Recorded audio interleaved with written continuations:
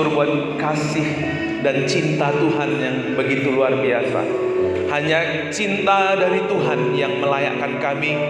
Hanya kasih dari Tuhan yang memberi kami keberanian untuk datang menghampiri tahta hadirat-Mu yang kudus ya Bapa. Bersyukur buat saat yang indah ketika kami boleh kembali merenungkan cinta kasih yang terbesar yang boleh kami alami dalam hidup kami. Berbicaralah Tuhan, kami siap mendengar, hati kami teduh, hati kami terbuka, meresap setiap kebenaran firman-Mu. Roh-Mu bekerja di antara kami, sehingga firman yang kami terima hari ini semua berasal daripada Tuhan. Kau sembunyikan hamba-Mu Tuhan di belangkai salib-Mu, supaya kuasa kebenaran-Mu saja yang bekerja di tengah-tengah kami. Terima kasih Bapa, kami siap mendengar firman-Mu. Bapak Ibu yang siap mendengar firman Tuhan bersama saya katakan amin. Silakan duduk. Salam. Puji nama Tuhan. Di hari Minggu yang diberkati, kita kembali masuk ke sermon series kita yang baru, yaitu Kitab Galatia. Nah, Kitab Galatia ini terkenal dengan kitab yang berbicara tentang grace, tentang anugerah Tuhan. Kalau kita mau mengerti tentang anugerah Tuhan, kita harus belajar dari kitab Galatia. Nah, karena itu 32 minggu kita akan belajar dari kitab Galatia, ya. Kitab Galatia ini adalah kitab yang dibuka dengan minggu pertama kita belajar tentang inisiatif Allah, ya. Bicara tentang inisiatif Allah, ini sungguh luar biasa. Ketika saya ke Salatiga, Ibu Deborah mendapatkan Joyla sedang memasak, Bapak Ibu, tanpa disuruh, tanpa diperintah, dia inisiatif masak tempe goreng gitu ya. Mamanya senang sekali, saya juga senang melihat Joyla yang berinisiatif. Apalagi ketika kita tahu bahwa Allah kita berinisiatif kepada kita. Sungguh ini sangat menenangkan, sungguh ini sangat menjadi sebuah kekuatan bagi orang percaya. Oleh sebab itu ada 32 minggu untuk kita belajar mengkalibrasi hati kita untuk melihat anugerah Tuhan yang dahsyat dalam hidup kita. Nah, di dalam kitab Galatia ini seorang Martin Luther menulis, ya, yang judulnya Commentary on the Galatia. Dia menulis komentar tentang kitab Galatia. Waktu itu dua tokoh yang luar biasa, itu William Holland dan Charles Wesley. Mereka adalah mahasiswa pada waktu itu, mengumpulkan teman-teman mahasiswa untuk membacakan buku yang ditulis oleh Martin Luther. Mereka membacanya berganti-gantian. Dan apa yang terjadi Bapak Ibu? William Holland dan Charles Wesley mengalami jamahan Tuhan lewat komentari kitab Galatia. Dua tokoh besar ini, satunya Charles Wesley itu adalah tokoh besar, dan William Holland juga tokoh besar gereja, ya, di Inggris. Mereka ini orang-orang yang hebat, orang-orang yang luar biasa, mengalami jamahan Tuhan lewat buku yang ditulis oleh Martin Luther, yaitu komentari kitab Galatia. Nah, dan anehnya Bapak Ibu, dalam kitab Galatia ini Paulus akan menunjukkan kepada kita satu kebenaran. Kebenarannya itu Paulus mau menekankan lewat kitab Galatia begini Bapak Ibu. Kalau kita pikir kita sudah memahami Injil, saya sudah tahu Injil kok gitu ya, maka justru sebenarnya kita belum memahami Injil. Dan sebaliknya, jikalau kita merasa kita hampir tidak mengerti Injil dan kita kepingin belajar terus, kayaknya aku gak ngerti Injil, aku mau belajar lagi. Sesungguhnya pada waktu itu kita sudah mulai mengerti tentang Injil. Makanya saya bersyukur Bapak Ibu, ada orang-orang hebat di gereja kita, sudah Tuhan pakai luar biasa, sesepuh kita ya masih setia sekolah minggu. Makanya saya bersyukur guru-guru sekolah minggu meskipun mereka udah pengalaman mengajar, tapi kalau dibuat kelas persiapan sekolah minggu, mereka datang dengan kerendahan hati. Makanya saya bersyukur ada orang-orang yang Tuhan pakai di gereja kita secara nasional ya, Bu Sundari, Bu Riana masih mau ikut sekolah minggu. Tepuk tangan untuk mereka semua Bapak Ibu. Itu bukti bahwa saudara sudah mengenal Injil. Justru waktu orang merasa, oh aku udah tahu, aku udah orang paling lama di gereja ini, aku udah lama jadi orang Kristen, aku gak perlu lagi belajar Injil. Justru saudara gak mengerti Injil. Mereka ini adalah orang-orang yang mengalami Injil lewat kitab Galatia. Mengapa Rasul Paulus menulis surat yang ditunjukkan ke beberapa gereja di Galatia? Jadi surat Galatia ini bukan ditulis kepada jemaat Galatia, tapi Galatians ya, artinya jemaat-jemaat yang ada di Galatia. Ada beberapa gereja yang ditujukan surat ini. Dan ketika Paulus menulis surat ini, surat Galatia ini dibacakan di gereja-gereja yang ada di Galatia. Karena apa Bapak Ibu? Ada isu doktrinal yang sangat penting. Ada persoalan doktrin yang salah di tengah-tengah jemaat Galatia. Doktrin yang salah ini membuat mereka menjadi salah kaprah. Mereka menjadi jemaat yang gampang beralih kepada pengajaran lain. Ya. Makanya Paulus mengkorek tentang doktrin. Apa itu doktrin Bapak Ibu? Doktrin itu adalah sistem kepercayaan ya. Kalau kita salah dalam doktrin, maka salah arah. Yang kita rasakan, yang kita pikirkan, yang kita perbuat juga salah semua. Maka bicara tentang doktrin, kita harus benar-benar membuka hati kita. Nggak boleh, aku udah tahu semuanya itu. Nah, justru waktu itu bahaya Bapak Ibu ya. Ada orang berkata, Pak, aku nggak usah belajar doktrin, Pak. Yang penting aku melayani Tuhan. Ada orang juga berkata, aku yang penting Alkitab aja lah. Aku nggak mau belajar doktrin. Nah, sesungguhnya waktu orang berkata demikian, itulah doktrinnya dia. Ya, karena setiap orang memiliki doktrin, sistem kepercayaan. Tinggal kita memilih doktrin mana. Doktrin dari dunia atau dari pikiran kita, atau doktrin dari kebenaran firman Tuhan. Ya. Setiap orang memiliki doktrin di dalam kehidupannya.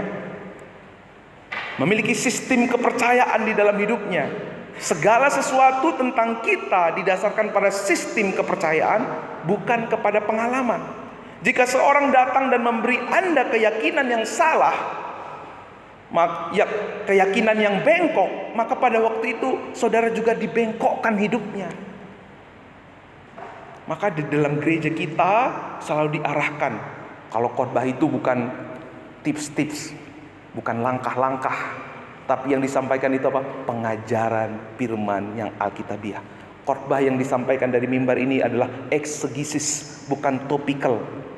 Ya, topikal itu membawa perasaan, membawa pengertian, lalu mencocokkannya dengan firman Tuhan. Tapi kalau eksegesis, apa yang firman Tuhan katakan, itu yang disampaikan kepada kita. Maka kebenarannya itu sifatnya akurat. Supaya apa? Iman kita, kepercayaan kita nggak gampang dibengkokkan. Kalau kita nggak punya doktrin yang kuat, waktu ada orang mengajar, pengajarannya bagus, orang yang mengajar ganteng, orang yang mengajar bahasanya bagus, kayaknya keren ini, kita mulai kelihatannya baik, kelihatannya keren, udah kita dibelokkan oleh pengajaran-pengajaran yang sebenarnya tidak alkitabiah. Maka Bapak Ibu, Galatia 1 ayat 6 ya, di sana dikatakan, aku heran kamu begitu lekas berbalik daripada dia, mengikuti suatu Injil yang lain yang sebenarnya bukan Injil. Karena apa? Ada orang yang mengacaukan kamu, bermaksud untuk memutarbalikkan Injil. Inilah persoalan jemaat Galatia. Jemaat Galatia sudah lama mengenal Injil, tetapi waktu ada pengajaran lain meninggalkan Injil yang sesungguhnya, mengikuti suatu Injil yang lain. Jadi ada persoalan di gereja-gereja Galatia, yaitu ada pengajaran sesat. Kenapa? Mereka tidak kuat di dalam doktrin yang benar. Jemaat Galatia bermasalah dengan ajaran yang mereka terima. Nah, karena apa Bapak Ibu? Kalau kita menerima doktrin yang salah, maka ini yang terjadi. Yuk kita baca sama-sama. Apa yang kita percayai menentukan apa yang kita pikirkan. Menentukan apa yang kita pikirkan, apa yang perlu, menentukan apa yang dipikirkan, apa yang dikatakan, dan apa yang dirasakan, yang akhirnya menentukan keputusan dan tindakan dan identitas kita. Apa yang kita percayai, itu yang kita pikirkan. Apa yang kita pikirkan, itu yang kita rasakan. Apa yang kita rasakan, itu yang akhirnya menentukan keputusan kita. Apa yang menjadi keputusan kita, itu yang menjadi tindakan kita. Apa yang menjadi tindakan kita, itulah identitas kita. Ya, saudara, hati-hati dengan doktrin. Maka Paulus dalam surat ini dia mengawali dengan begini. Yuk kita baca sama-sama. 1, 2, 3 ya. Dari Paulus, seorang rasul, bukan karena manusia, juga bukan oleh seorang manusia, melainkan oleh Yesus Kristus dan Allah Bapa yang telah membangkitkan dia dari antara orang mati, dan dari semua saudara yang ada bersama-sama dengan aku, kepada jemaat di Galatia. Nah, Bapak Ibu Saudara, di sini Paulus tegas mengatakan, dari Paulus seorang rasul.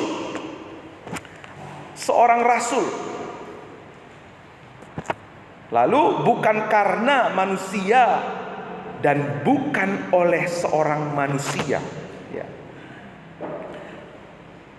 Jadi kalau Paulus mau membawa jemaat Galatia kepada doktrin yang benar, maka Paulus di sini menunjukkan siapa dirinya kepada jemaat yang ada di Galatia.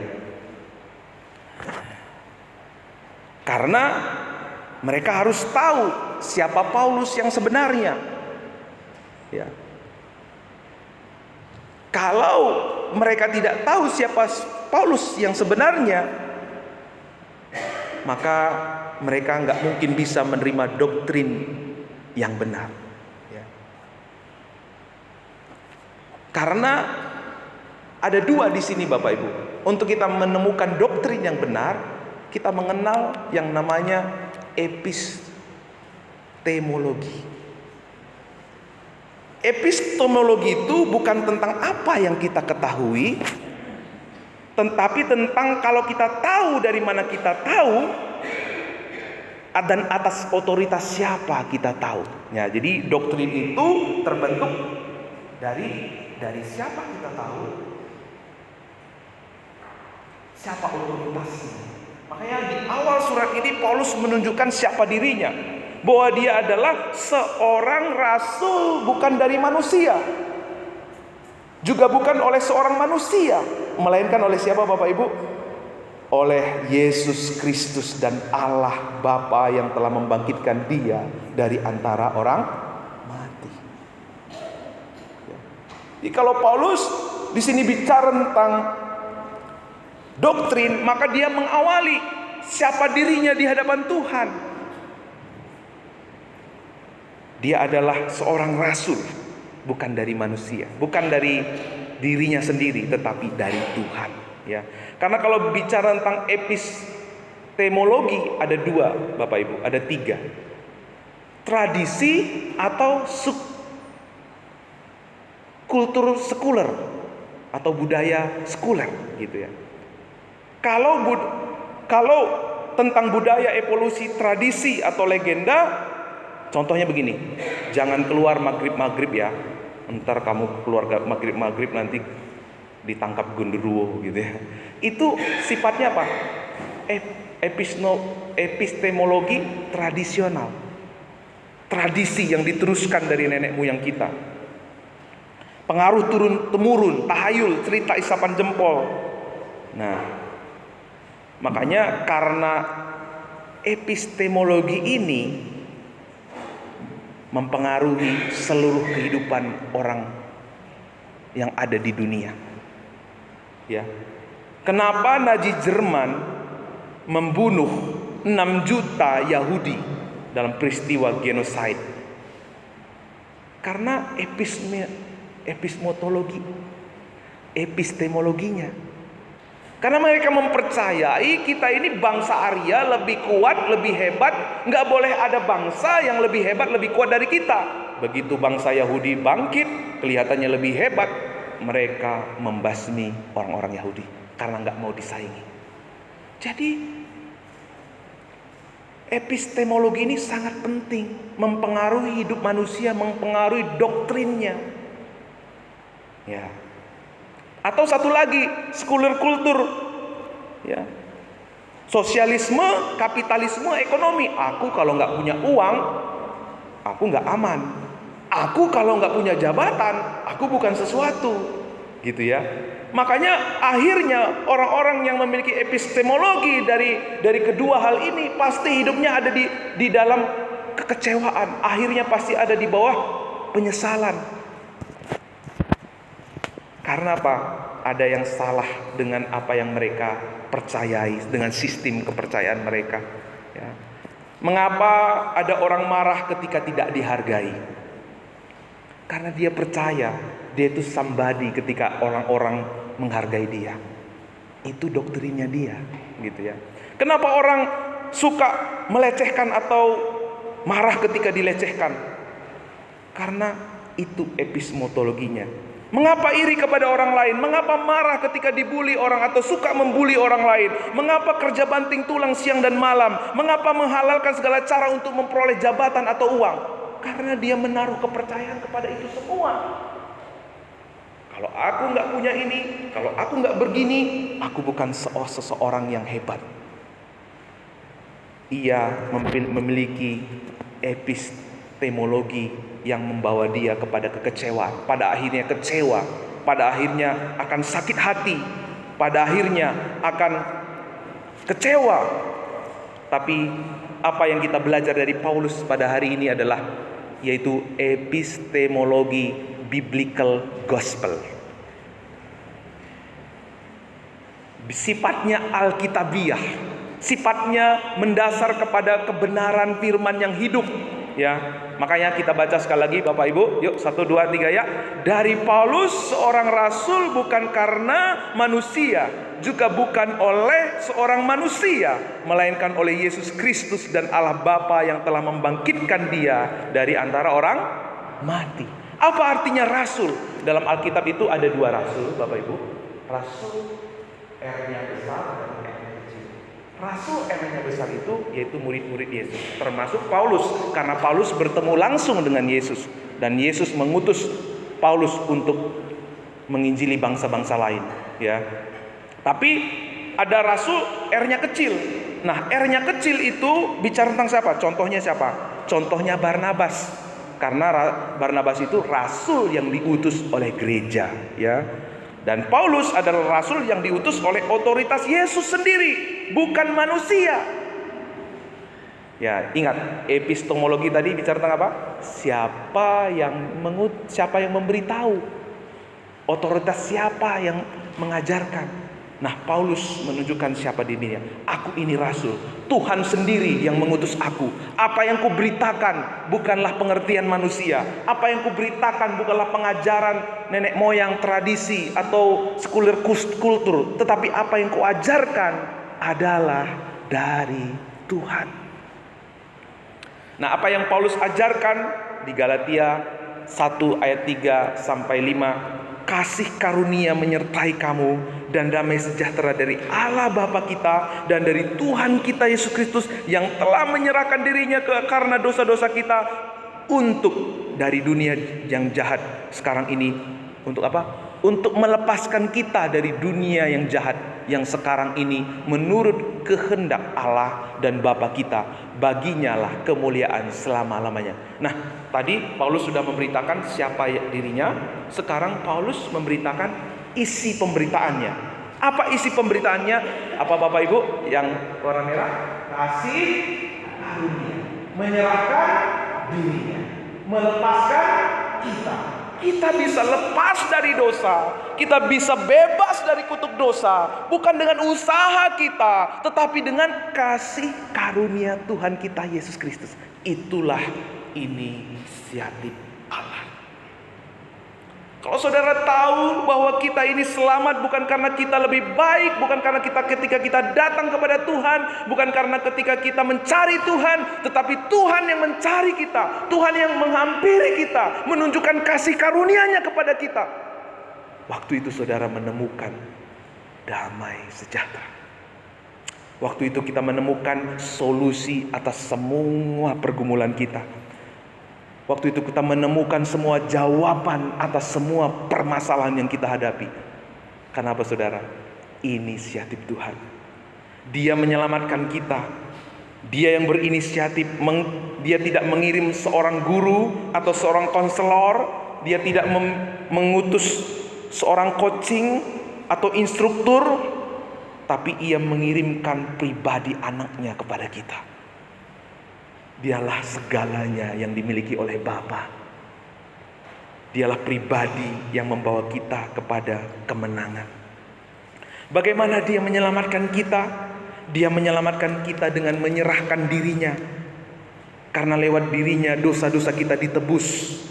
Yesus meninggalkan surga dan mati menggantikan kita. Kita tidak perlu melakukan apapun untuk kita diselamatkan. Kita hanya perlu percaya kepada Tuhan. Ya. Kita hanya perlu mengaku bahwa Yesus adalah Tuhan. Dia yang telah menyerahkan dirinya karena dosa-dosa kita untuk melepaskan kita dari dunia yang jahat sekarang ini menurut kehendak Allah dan Bapa Tuhan kita Yesus Kristus. Apa alasan ini Allah berinisiatif menyelamatkan kita? Alasannya bukan karena kita qualified. Bilang dulu sama samping kiri kanannya, bukan karena kebaikanmu. Bukan karena kerajinan kita. Bukan karena kita memberi banyak. Bukan karena kita melayani Tuhan. Tapi hanya karena inisiatif dari Tuhan. Satu-satunya alasan Allah berinisiatif menyelamatkan kita, yaitu kasih karunia-Nya. Allah kita adalah Allah yang penuh dengan kasih karunia-Nya. Dia tidak pernah bisa menyangkal dirinya. Sehingga waktu dia melihat manusia binasa karena dosa, dia turun ke dunia untuk menyelamat kita. Kenapa sih Pak? Bukan dengan kebaikan kita, bukan karena dengan amal kita. Saudara tahu, supaya tidak seorang pun yang merasa berjasa. Supaya tidak seorang pun yang bermegah diri. Supaya tidak seorang pun berkata, karena aku baik, karena aku setia. Karena pada waktu kita bermegah, kita justru masuk dalam dosa yang baru. Semua karena anugerahnya, soli Deo gloria. Nih, seorang William Holland akhirnya berkata seperti ini Bapak Ibu. Pada kata-kata di mana Luther berkata, apa maka tidak ada yang harus kita lakukan. Tidak ada, tetapi hanya untuk menerima dari Dia yang dari Allah dijadikannya bagi kita hikmat dan kebenaran dan pengudusan dan penebusan. Datanglah suatu kuasa atasku yang tidak dapat kujelaskan dengan baik. Bebas, beban besar saya jatuh dalam sekejap. Hati saya begitu dipenuhi dengan kedamaian dan cinta, dan saya menangis. Inilah yang dialami oleh William Holland. Dia mengalami jamahan Tuhan yang luar biasa. Beban berat yang mungkin berpuluh-puluh tahun, waktu dia menerima Injil, semuanya sirna. Karena apa Bapak Ibu? Ternyata Allah yang berinisiatif. Bukan hanya untuk, bahkan waktu Allah menyelamatkan kita, melepaskan kita, tadi dikatakan Bapak Ibu, bukan hanya melepaskan kita, tetapi apa Bapak Ibu? Dari dunia sekarang ini. Bukan hanya menyelamatkan kita nanti, tapi menyelamatkan kita dari dunia yang jahat saat ini. Jadi inisiatif keselamatan Allah bukan hanya untuk masa depan, tetapi juga untuk sekarang ini. Ya. Untuk saat ini, apa yang Yesus lakukan di atas kayu salib udah selesai. Dia juga menyelamatkan kita untuk saat ini. Ada 2 orang yang mengalami hal yang gak enak, mungkin penyakit atau ditolak dalam bekerja. Orang yang ditolak pekerjaannya, satunya, aduh habislah hidupku, aku gak mungkin bisalah meraih cita-citaku. Yang satu lagi, karena dia sudah mengalami ini, mengerti tentang inisiatif Allah, dia berkata, aku percaya Tuhan pasti membuka jalan. Aku percaya Tuhan pasti merencanakan yang terbaik dalam hidupku. Dia bisa bangkit. Waktu kita tahu bahwa Allah berinisiatif kepada kita, kita mampu menghadapi segala tantangan dan rintangan. Kenapa? Waktu kita berdosa pun Tuhan sudah mencari kita. Dia udah mati untuk kita. Apalagi sekarang ini. Kita udah percaya Yesus, kita udah ada di dalam Yesus, dan kita pasti oleh inisiatifnya, kita pasti dipelihara, dibela, dan disertai oleh Tuhan. Karena apa? Kelahiran Yesus di atas kayu salib, penderitaan kematian Yesus merengkuh kerapuhan manusia, menunjukkan kebersamaannya dengan kita. Kubur kosong, serta kebangkitannya menyatakan kemenangan, memberi kita pengharapan yang tidak pernah sirna. Allah berinisiatif menyelamatkan bukan hanya untuk kita hidup bagi Dia, tetapi juga hidup dan berjalan bersama dengan Dia. Sesungguhnya anak darah itu akan mengandung dan melahirkan seorang anak laki-laki, dan mereka akan menamakan Dia Immanuel, yang berarti apa Bapak Ibu? Allah menyertai kita. Waktu kita tahu Allah yang berinisiatif mau menyertai kita, apa yang kita takutkan? Apa yang kita khawatirkan? Apa yang kita ragukan? Kita tidak lagi menjadi orang-orang yang marah ketika tidak memperoleh apapun dari dunia ini. Kita tidak lagi bisa dikecewakan oleh apapun dari dunia ini, karena kita tahu bahwa Tuhan yang menjadi jawaban, Tuhan yang menjadi inisiator. Dia akan selalu berinisiatif mendatangkan kebaikan bagi orang-orang yang mengasihi Dia. Mari kita tunduk kepala.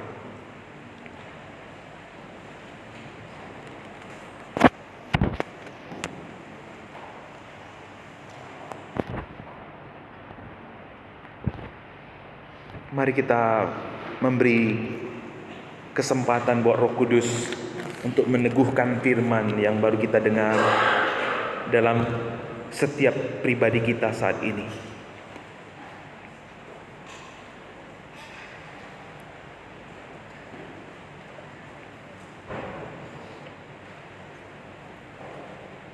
Apakah di beberapa waktu belakangan ini saudara mungkin merasa marah ketika tidak dihargai atau dilecehkan? Saudara mungkin kecewa karena ada sesuatu yang saudara ingin raih, tapi ternyata belum bisa tercapai. Mengapa mungkin kita seminggu ini atau beberapa waktu ini ada iri kepada orang lain, atau bawaannya menghakimi, membuli, atau kita mungkin beberapa hari ini kerja banting tulang siang malam tanpa memikirkan keluarga, memikirkan kesehatan,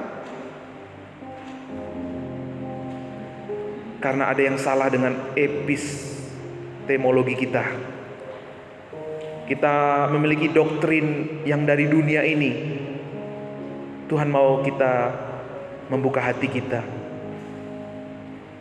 supaya kita tidak mudah dibelokkan, dibengkokkan oleh epistemologi budaya saat ini, bahkan mungkin tradisi. Biar doktrin yang kita miliki saat ini berasal dari Alkitab. Hanya Alkitab. Apa yang diajarkan Tuhan lewat rasul-rasul, terutama lewat Paulus hari ini, menjadi doktrin dalam hidup kita. Bahwa aku punya Allah yang berinisiatif. Dia sudah berinisiatif untuk menyelamatkan aku. Dia juga yang akan berinisiatif menopangku dalam segala sesuatu. Dia juga yang akan berinisiatif menyertai setiap perjalanan hidupku. Dan biar hati kita menyadari bahwa semua karena anugerahnya.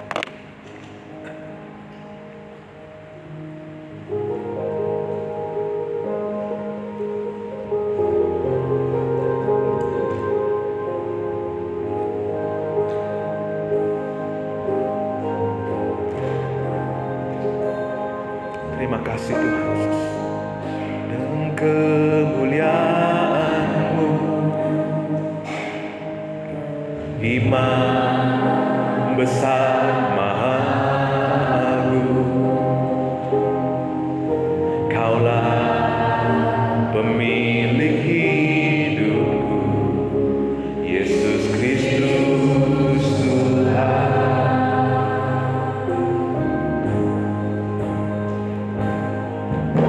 Sujud di depan tanah-Mu, taklukkan seluruh hidupku. Amin. Dalam tangan-Mu penuh, Yesus Kristus Tuhan.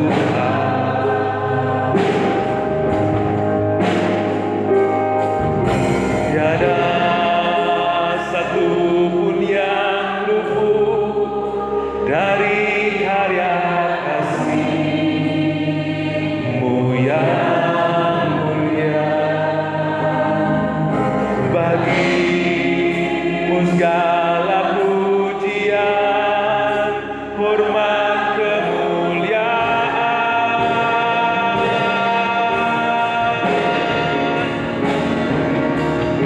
Engkau Tuhan ku tinggikan, yang bangkit dan menang, Yesus Kristus Tuhan. Raja mulia dan luhur, berkorban bagiku. Selamatkan jiwa. Saya jemput Bapak Ibu bangkit berdiri. Biar ini semua dari pengakuan dari hati kita yang paling dalam. Haleluya. Kami mau sujud di hadapan tahta-Mu ya Tuhan. Sujud di depan tahta-Mu, lakukan seluruh hidupku. Dalam tangan-Mu penuh, Yesus Kristus Tuhan. Amin. Tiada satu pun yang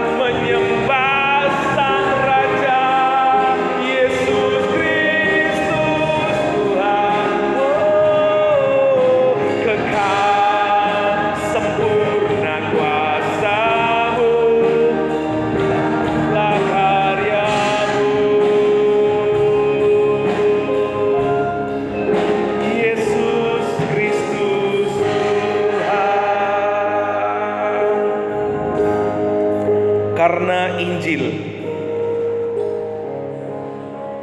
kita memiliki doktrin yang benar, yang alkitabiah, yang sehat, tidak mudah lagi terombang-ambing dengan sistem kepercayaan dunia yang penuh dengan kesesatan. Karena Injil, kita memiliki keyakinan yang kuat, kokoh, dan tidak mudah tergoyahkan oleh tipuan dan manipulasi pengajaran-pengajaran dunia ini. Karena Injil, jika Allah yang berinisiatif, maka bukan kekuatan kita, melainkan kekuatan Allah yang juga menopang dan menyelesaikan segala sesuatu dalam hidup kita. Karena Injil, kita dapat tenang karena Allah berinisiatif.